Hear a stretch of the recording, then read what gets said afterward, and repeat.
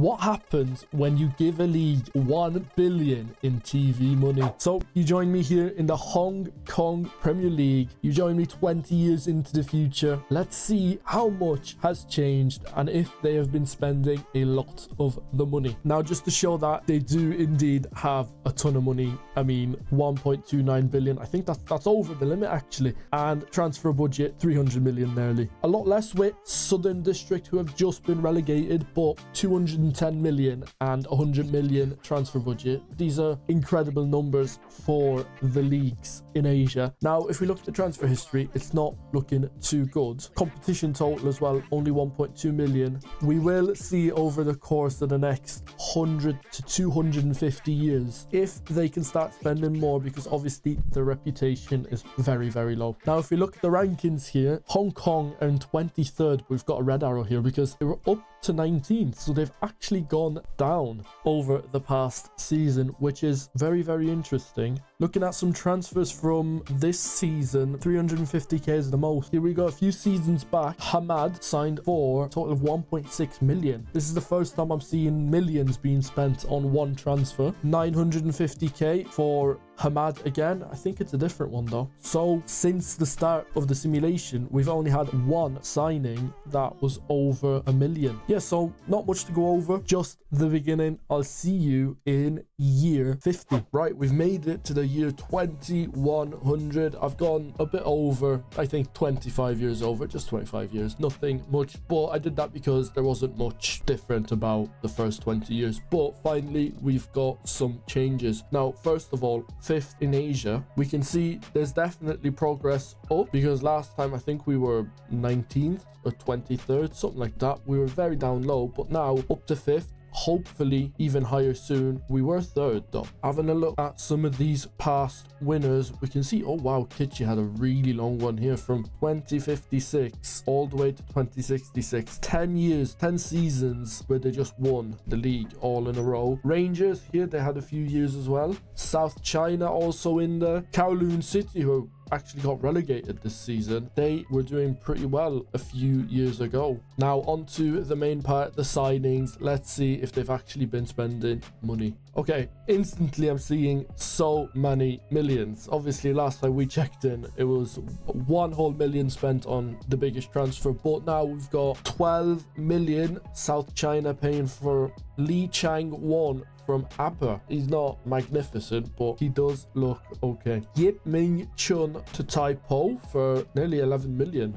Another Typo signing. Okay, so Typo, clearly they like to spend their money. If we just have a look at their reputation, 6170. Here we go, we've got 14 million. Nakro from Damak to South China. South China really like signing players from the Saudi league, and he did join a few seasons ago, but he stayed there for a very long time, and to be honest, his performances haven't been great. 9 million here. Again, South China signing Okumara from the Saudi league. Ooh, our biggest signing yet, 18 million, and wow, he's been here for nearly 10 seasons now. Actually, he's left and joined Southern District for a grand total of 170,000, but he is 35, so that might be the reason. 14 million. Here we go, we've got the first European, Michele Francialucci, 53 appearances for the Italian national team. He was at South China for a long time, but then I assume actually he was playing for Fiorentina as well, who were in the Serie B, but he did join Al Faisal for only 300k, where I think he got invited to the national team. Other than that, I'm looking through these, we're only in 2078, and again, only one signing over a million. Anyways, that's all for now. I'm gonna sim into the future, and I'll see you whenever I think we're ready for another checkup. Right, we've made it to the year 2125. We're 100 years exactly in the future. 3rd in Asia, first of all, so didn't make it to first, but up there with the Saudi league. I never thought we'd beat the Saudi league. Maybe second would have been possible, but I think this is the highest we've ever gotten to 3rd place. Looking at some of the past winners over the last 15 years, North District have just been dominating the league. It's been North District and Taipo. C and W District got in there once, and most recent Kitchi have won the league. But we can see teams have been dominating. I mean, for a good part here, we didn't have too much of the same team. I mean, Kitchi did win a lot, and then South China as well. But it's a decent mix of teams. We can see here Kowloon City had a decent 4 years. Tai Po had a decent 3. Kitchi obviously with the most iconic run, the longest one in my opinion, and then Rangers as well with a really big one. Right, and now obviously on to the main part, the transfers. Let's have a look.